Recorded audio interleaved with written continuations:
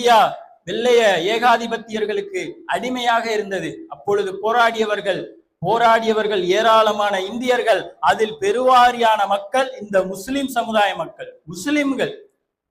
அஸ்ஃபகுல்லா கான் ஒரு இளைஞர் தன்னுடைய வாலிப வயதை இந்த சுதந்திர போராட்டத்திற்காக இந்த இந்திய மக்கள், இந்த இந்தியாவில் வாழக்கூடிய இந்து, கிறிஸ்டியன், முஸ்லிம், சீக்கியர், பௌத்தர் அனைவரும் நிம்மதியாக வாழ வேண்டும், இவன் வரி போட்டு கொடுமை செய்கிறான், மக்களை அடிமையாக வைத்திருக்கிறான் என்று சொல்லி தன்னுடைய வாலிப வயதையே இந்த சுதந்திர போராட்டத்திற்காக தியாகம் செய்த அஸ்ஃபகுல்லா கான் 27வது வயதில் தூக்கிலிடப்பட்டார். அவர் ஒரு இஸ்லாமியர்.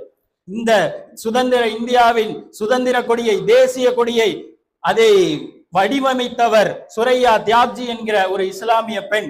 பேகம் ஹஜ்ரத் மஹால் இஸ்லாமிய மக்களிடத்தில், இஸ்லாமிய பெண்களிடத்தில் தன்னுரிமையை, நீங்கள் எல்லாம் அடிமைப்பட்டு கிடக்கிறீர்கள், நீங்கள் எல்லாம் கிளர்ச்சி செய்ய வேண்டும், இவன் எங்கேயோ வந்து நம்மை ஆண்டு கொண்டிருக்கிறான், நம்மை அடிமைப்படுத்துகிறான், இவர்களுக்கு எதிராக நாம் போராட வேண்டும் என்று சொல்லி அந்த சுதந்திர தீயை பெண்களுக்கு ஊட்டியவர் பேகம் ஹஜ்ரத் மஹால் என்கிற ஒரு இஸ்லாமிய பெண். இப்படி ஏராளமான பட்டியலை நாம் சொல்லிக்கொண்டே போகலாம். போர்க்களத்தில் தன்னுடைய சுதந்திர போராட்ட களத்தில், போர்க்களத்திலேயே உயிரை விட்ட திப்பு சுல்தான் ஒரு இஸ்லாமியர்.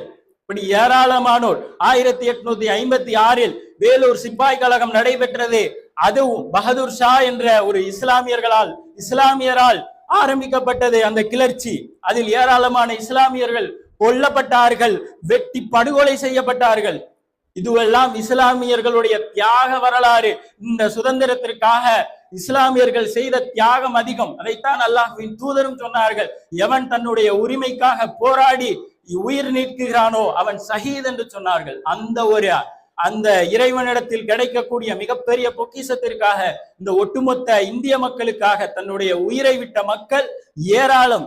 கேரளாவில் 1921 மாப்பிளா முஸ்லிம்கள், நம்ம எல்லாம் படிச்சிருப்போம் 10வது சோசியல் புக்ல, மாப்பிளா முஸ்லிம்கள் அவர்கள் செய்த தியாகம் ஏராளம்.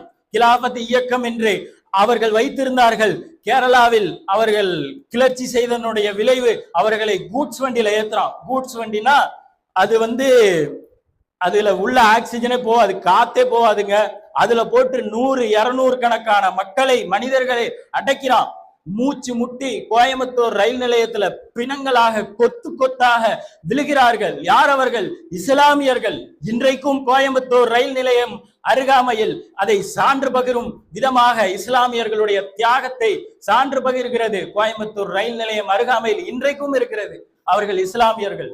இது போன்ற ஏராளமான தியாகங்கள் இஸ்லாமியர்கள் செய்திருக்கிறார்கள். இந்த இந்திய நாட்டினுடைய சுதந்திரத்திற்காக தன்னுடைய வழிபாட்டு தலங்களை சுதந்திர போராட்ட களங்களாக மாற்றியவர்கள் இஸ்லாமியர்கள். ஜும்மா உரைகளில், ஜும்மா மேடைகளில் சுதந்திர போராட்டத்தை, சுதந்திர முக்கியத்துவத்தை, இந்தியா எப்படி இருக்க வேண்டும், இவர்களுக்கு அடிமையாக இருக்கக்கூடாது, நம்முடைய கல்வி உரிமை, நம்முடைய பொருளாதார உரிமை இதுவெல்லாம் நமக்கு சொந்தமானது, இந்திய மக்களுக்கு சொந்தமானது என்று சொல்லி இந்த மக்களுக்கு சுதந்திர தீயை ஊட்டியவர்கள் இஸ்லாமியர்கள் ஏராளமானோர். இது போல ஒரே ஒரு தியாகத்தை, தங்களுடைய வழிபாட்டு தலங்களை எல்லாம் அந்நியர்களுக்கு தாரை வார்த்து கொடுத்தோம் என்கிற ஒரே ஒரு தியாகத்தை இன்றைக்கு ஒரே ஒரு சமுதாயம் எங்களுக்கும் அப்படிப்பட்ட வரலாறு இருக்கிறது என்று சொல்ல முடியுமா? 70 ஆண்டுகளில் தேச துரோகிகளாக மாற்றிவிட்டார்களே, தேசத்தின் பற்றற்றவர்களாக மாற்றிவிட்டார்களே. ஏறத்தாழ 540 சமஸ்தானங்களாக இந்த நாடு பிளவுபட்டு கிடந்தது. அதையெல்லாம் தட்டி ஒன்றிணைத்தவர்கள் நம்முடைய முன்னோர்கள். ஆனால் இன்றைக்கு நம்மை தேச விரோதி, தேச துரோகி, பயங்கரவாதி என்றெல்லாம் முத்திரை குத்துகிறார்கள்.